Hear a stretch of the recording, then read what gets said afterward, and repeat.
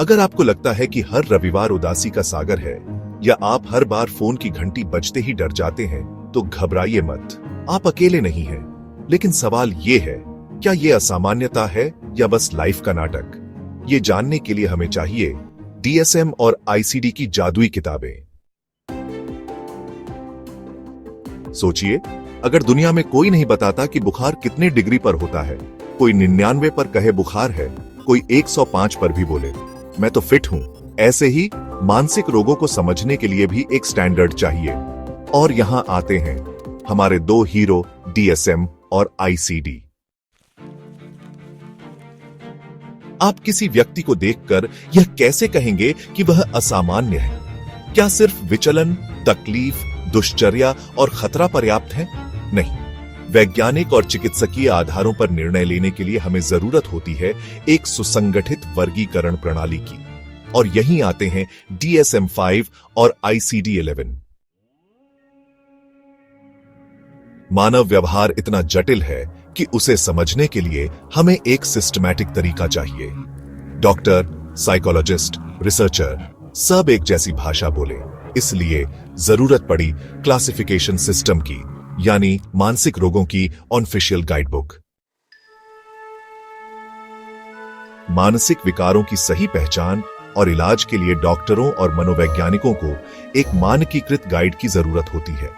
जैसे बुखार नापने के लिए थर्मामीटर होता है, वैसे ही मानसिक विकारों की पहचान के लिए हैं दो वैश्विक गाइड, DSM, जिसे हम diagnostic and statistical manual of mental disorders कहते हैं, और ICD यानी international classification of diseases. DSM-5 America की मानसिक स्वास्थ्य संस्था APA यानी अमेरिकन साइकियाट्रिक एसोसिएशन द्वारा प्रकाशित गाइड है। यह वर्तमान में 5वें संस्करण में है। DSM-5 इसे 2013 में अमेरिकन साइकियाट्रिक एसोसिएशन ने जारी किया था। यह लगभग 300 मानसिक विकारों की सूची देता है। हर विकार के लिए तय मानदंड, अवधि और लक्षण दिए गए हैं। इसे डॉक्टर, मनोवैज्ञानिक और शोधकर्ता सभी प्रयोग करते हैं। अब बारी है WHO की बनाई इंटरनेशनल गाइड ICD यानी इंटरनेशनल क्लासिफिकेशन ऑफ डिजीजेस का। इसका 11वां संस्करण 2022 में लागू हुआ।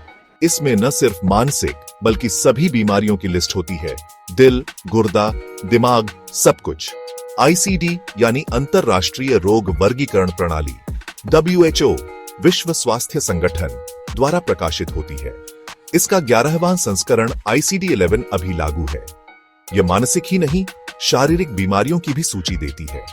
ICD का प्रयोग अधिकतर देशों के सरकारी स्वास्थ्य विभाग, बीमा कंपनियां और शोधकर्ता करते हैं। अगर आप भारत, अफ्रीका या अमेरिका में रहते हैं तो ICD-11 डॉक्टर की यूनिवर्सल भाषा है।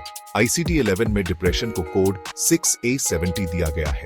इस कोड से डॉक्टर सही इलाज और रिपोर्टिंग कर सकते हैं। सोचिए, DSM एक डिटेल्ड रेस्तरां मेन्यू है। हर डिश का नाम, इंग्रेडिएंट्स और उसका टेस्ट सब लिखा है। जबकि ICD एक मेडिकल बुलेटिन जैसा है, बस नाम और code. F32 depression, F20 schizophrenia. अगर आप अमेरिका के साइकोलॉजिस्ट हैं तो आप DSM-5 का उपयोग करते हैं, लेकिन भारत, UK, ऑस्ट्रेलिया जैसे देशों में ICD-11 ज्यादा कॉमन है। सरकारी अस्पताल, रिसर्च और पब्लिक हेल्थ रिकॉर्ड में ICD-11 का ही उपयोग होता है।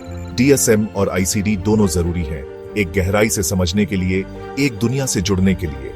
याद रखिए, लेबल जरूरी नहीं, समझ और सहानुभूति जरूरी है। याद रखिए, इन गाइडबुक्स का मकसद लेबल लगाना नहीं, बल्कि सही इलाज तक पहुंचना है। मानसिक स्वास्थ्य को उतना ही महत्व दीजिए जितना शारीरिक स्वास्थ्य को देते हैं। DSM-5 और ICD-11 जैसे वर्गीकरण प्रणाली हमें असामान्य व्यवहार को वैज्ञानिक दृष्टि से समझने और उसका निदान करने में मदद करती है।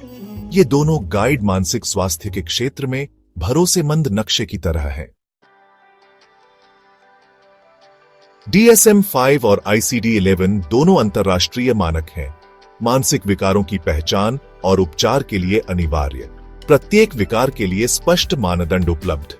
असामान्य मनोविज्ञान इकाई 1 का सारांश, यूनिट 1, इंट्रोडक्शन 1.1 से 1.4, UG semester 8, paper abnormal psychology, MGC5, MIC5। असामान्य व्यवहार की परिभाषा और प्रकृति। असामान्य व्यवहार वह है जो समाज के सामान्य मानकों से अलग होता है, व्यक्ति को या समाज को कष्ट पहुंचाता है, कार्य करने की क्षमता को प्रभावित करता है या खतरनाक साबित हो सकता है।